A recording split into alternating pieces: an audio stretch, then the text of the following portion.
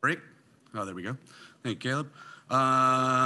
So without further ado, we're just going to jump right back into things. Thank you again to Dynetics, our all-day sponsor, for helping us put this together.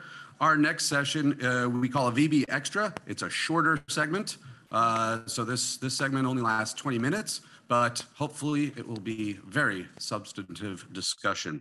So please help me in welcoming to the stage Lisa Watson-Morgan, NASA's Human Landing System Program Manager, to introduce her panel. Lisa?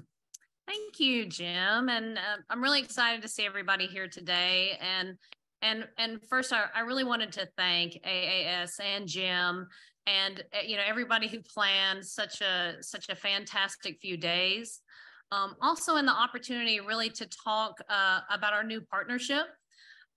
We are going, I think you heard that, this has been a theme throughout. We are going collaboratively. This is definitely, we're going on Artemis 3 with our partners, SpaceX. And as you can see, we're all up here today, super excited to talk to you about our execution, about the progress we've made. We've made really extensive progress. And also I want to thank you guys for traveling. Thanks for traveling here, to be with us today, because certainly being in person is, it's just super beneficial. So, in thinking through and looking at the return to the moon, I know at the very beginning and some of the opening remarks, when I look at the crew and I look at the team, who took us to the moon, and then I just look at our panel up here, I see that, we're definitely a fulsome representation of society, which certainly isn't lost on me. And I think dovetails so nicely, with the theme of the symposium this year. And so the human landing system, I think most people know, but in case you don't, it's what we're doing on Artemis 3. It is an incredibly exciting mission. So what we do, it starts, and Ed and Rene and everybody, we're gonna all talk through it in just a second, and I will introduce the panel momentarily. But I really want you to kind of appreciate what this is, because it gets lost on people. They think, oh well, wait, you're partnering with SpaceX on this, so where's the role for Space Launch System? Where's the role for Orion? What are you doing? And so it's the great and. It's all coming together to make a hugely important national commitment to land on the moon. And so we're starting with our mission, the human landing system, the Starship. It will, first we'll launch the depot, then we'll launch tanker flights, and then we'll launch the human landing system Starship. And it's the white one, it's just painted that way. And they clearly have a commercial approach that's super important to SpaceX. So for us, we'll have those assets, and then once we're ready in orbit, then the Space Launch System will launch Orion, and we'll meet and rendezvous in the near rectilinear halo orbit. And that's where the crew, the astronauts, will get onto the human landing system. We'll dock, and we'll go to the lunar surface, perform a 6.5-day stay. For Artemis 3, we'll perform science. They have a tremendous amount of just potential for payloads and mass. And it's just so exciting. And then we come back, and redock with Orion, and they bring the crew safely home. So it's the big and so I just kind of want that in your head as you're thinking through, because often I get the, wait, what? And I just want to make sure everybody realizes it's both. And so, without further ado, like I said, I'm Lisa Watson-Morgan, and I'm the program manager here at Marshall Space Flight Center for the Human Landing System. And to my left here is Aarti Matthews, and she is the program manager for the human landing system at SpaceX, as well as many other areas that she has responsibility for. And then over there, we have Rene Ortega. He is the chief engineer for the human landing system at Marshall. And then we have Ed Velazquez, who is the human landing system chief engineer at SpaceX, as well as other things. So And so what we want to talk to you today is just give you a look into our progress. We're going to talk a little bit about the systems engineering aspects between the two orgs. We're going to talk a little bit about culture and hit through some of our challenges. And in thinking through this, so for NASA, SpaceX is not a new partner. We definitely, look at Commercial Crew, look at CRS. We have examples of where, we've worked swimmingly well together. But for Marshall Space Flight Center, this is really kind of our first reach into, and it's going very well. And when you think about it, like we have a deep, we have design, development, test, and evaluation, DDT&E. That's kind of what Marshall's known for. All the heritage, all the back, all the things you've heard, which is it just dovetails and marries very nicely with the deep test approach that SpaceX has. So there's a lot of symbiotic relationships between our subject matter experts and their expertise. And so I will say we're building on the successes of Commercial Crew, but we're definitely doing things a little bit differently. So we'll go to the first question. And so the first question is really we'll start with Aarti on the first question. And it's to talk through some of SpaceX's best practices, because that's one thing I have really appreciated is they have a lot of first principles and best practices, and kind of in doing that, talk through culture and hit on systems engineering and any of the exciting progress that you want to highlight. And then after Aarti, then I'll toss that over to Ed for the same question. All right, thanks, Lisa. Thanks everyone for having us here today. Ed and I are both super excited to be able to come and share some of that thoughts with you. As Lisa mentioned, SpaceX and NASA have a pretty incredible partnership in human spaceflight for the last decade with the crew and cargo programs that are really core to the reason that SpaceX exists. We're a company that was formed and founded to extend the reach of human presence into space, into low Earth orbit, to Moon and to Mars. And Dragon has been an excellent stepping stone towards that sort of longer term goal, and really provided a really solid foundation of partnership between NASA and SpaceX. And while Dragon is near and dear to my heart because I worked on that program for nearly a decade, HLS is maybe even closer to my heart. I'm extraordinarily honored and appreciative of the opportunity that we have to partner with NASA to send people back to the moon, and excited to be able to partner with Marshall specifically in that. I think it's been a great opportunity to get to know a new to me center better. In terms of our culture and best practices, let's see if I can get this to go. SpaceX, it's really important at SpaceX that we have a very clear mission that's articulated that everyone can get behind. Jody Slinger and General Shaw talked about that a little bit at the start of the conference, and so that driving desire to send people out into space is really just a core part of who we are as a company and who we are as people that work there. And with that comes really great responsibility. I think Ed's going to talk a little bit more about that, but we really empower our employees to be at the forefront of decision making and really own their area of responsibility. We care a lot about having a lot of hardware. We want to design and build and test our hardware very, very early in our design cycle so that we're buying down risk. We can have those early lessons learned to inform our design before the flight system ever flies. And specifically with the sort of conjunction of Starship and the human landing system, I think one of the things that's really exciting is that Starship is sort of going to be our next generational vehicle that's going to send large amounts of spacecraft into space, and all of that heritage from the flight test program once we get there, and also the actual delivery of the spacecraft into orbit. that's all going to feed into HLS, right? And so we're going to have flown this vehicle so many times before we ever put people in it. Really excited about that. So, video playing in the background, you can see some of the awesome progress that we've been making in Starbase. We have the, I'm pressing the wrong button. Sorry. That's why we make a good team. We work together. Right.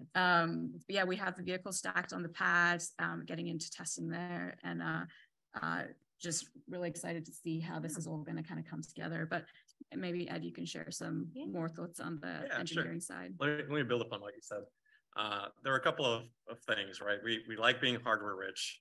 You've all seen the factory just turning along, and that allows us to do a lot of testing and testing early. We do that kind of in parallel with design and analysis, so then we can merge them together. And this is really obvious. It's very public on Starbase, so you see everything going on. I also want to connect what we're doing in Starbase with the HLS kind of Artemis mission. That the vehicles look a little different, right? This one's not white, but it fits together really well. The similarity between the vehicles that we're producing here, and we got B7 and S24, are very close to what we need for HLS. So there's three major vehicles. There's the tanker, and that will look just like S24, and that takes the propellant up to LEO. That gets aggregated on a depot, which is just a kind of taller version of HLS. So that one doesn't have to re-enter, so it doesn't have flaps. It's got really good insulation. And then we have the lander, of course, and that's going to come up in a little bit. And that one builds upon kind of the Starship that we're doing now, and then all of the Dragon heritage, because we get to share a lot of the systems for life supports, avionics, navigation, all the sensors. So it's a really good timing for us, and I think really good in the direction. And then for the systems engineering that you were pointing out, we have a saying that everybody at SpaceX, I expect them to be their own chief engineer and their own systems engineer. And what that actually means is that nobody just works on a bolt and they don't work on a bracket. They have to understand how their part fits in the bigger picture. Like, do we even need the bracket at all? Or how does the system work? And then what that allows us to do is just make the right decisions really early on. And then we enable everybody to make their own kind of big level decisions by just giving access to data to everyone. And I think Rene's going to touch on that in a minute. We're also really co-located, so I can go walk and talk to the whatever Dragon specialist that's integrating the things on the vehicle. So we're very vertically integrated, so I can go down 2 floors and go to the production floor for the clean room for Dragon and see how things get put together. And then finally, now we have the chance of looking at flown hardware. So with Dragon and F9, we get parts back and we see, hey, how's the paint doing after being in the sun for a long time? What are some of the issues that we can see and dodge for HLS? So I think I've talked too much. I'll pass it back to you. No, that sounds great. And Rene, anything that you want to add with respect to some of our progress and anything with respect to systems engineering and working back and forth with the teams? So, systems engineering, because of the difference in cultures that we're at, SpaceX, as Ed mentioned, they have a very flat structure of decision making because they're trying to make decisions quickly to get into this test results alteration and then back to test cycle that they have. We have been, because of our culture, we're more in a layered format of a setup at NASA, and so trying to merge the two has been a little bit of a challenge, but working with Ed and constantly we are getting better at having the communications and the training to get our insight, and then they're giving us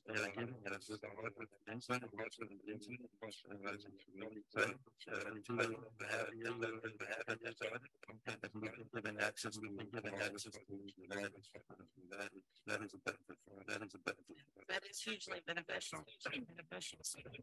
So, pulling on that, and for those who don't know, we definitely have insight, but we also have these things called collaborations that are where the government team performs work that was requested by SpaceX or by whoever the provider is, that we have. And so SpaceX has requested help in certain areas or areas that we can help augment.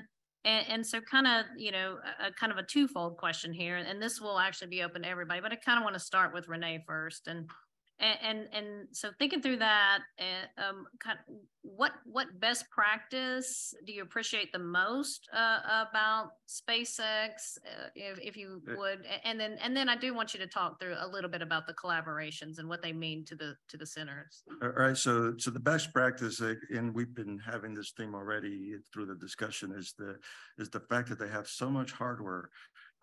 In these 2.5 years, we've gone through the ships 8 through 15, all the different flight attempts of that, and they have given us access to the insight, their findings, their hardware production, the results of and the, if there are issues, investigations on the issues, we get access to all this as part of the insight process. All this in preparation for HLS, because this hardware is all being developed under the SpaceX, other uses commercially, and it's applicable to HLS. So that availability of the hardware then proceed forward to the booster 3, booster 4, ship 20 and ship 24, and now booster 7, and all the hot fires that they've been doing at Starship, and the preparation of the pad, and the, getting ready to try to go through this first orbital flight.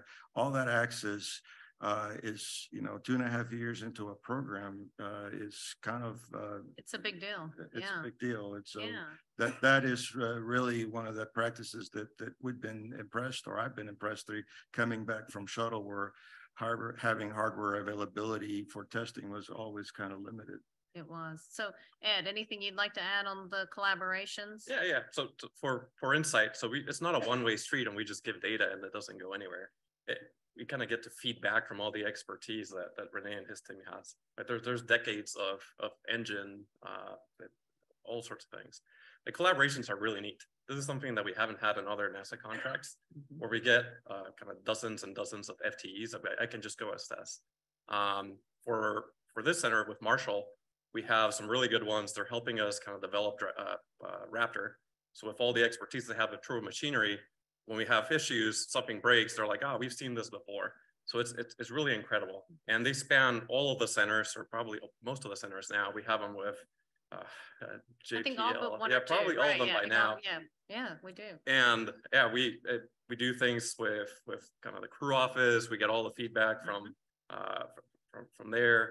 We're doing things with kind of cabin systems for ventilation. What do we do about dust? So areas where NASA really has decades of expertise, where we may not as yet, right? We don't have experts on dust, but y'all do. So we're able to access that, and it's incredibly valuable for us.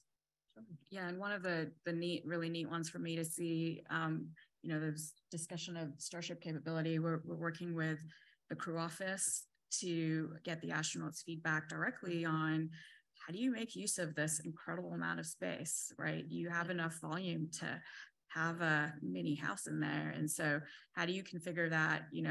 How do we make that really functional space is really a new problem to everybody, I think, in this industry. And I think the collaborations were a really wonderful idea that you guys built into this program, and we're really taking advantage of that. And I'll just make a little differentiation. We have collaboration and we have insight. Insight is where we go in and we inform ourselves with the progress of SpaceX to see how their progress is progressing. And collaboration is where people are working with SpaceX to help them produce the products for the mission.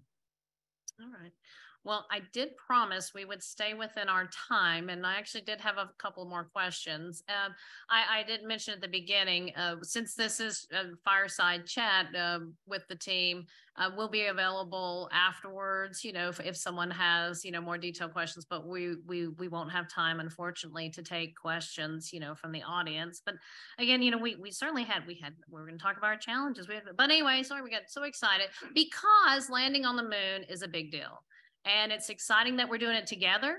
It's exciting that we're doing it differently, and we're enabling, the potential commercialization of the moon in the future. And I'm very grateful for you guys to be part of this panel, and I appreciate your time. And thank you guys for listening.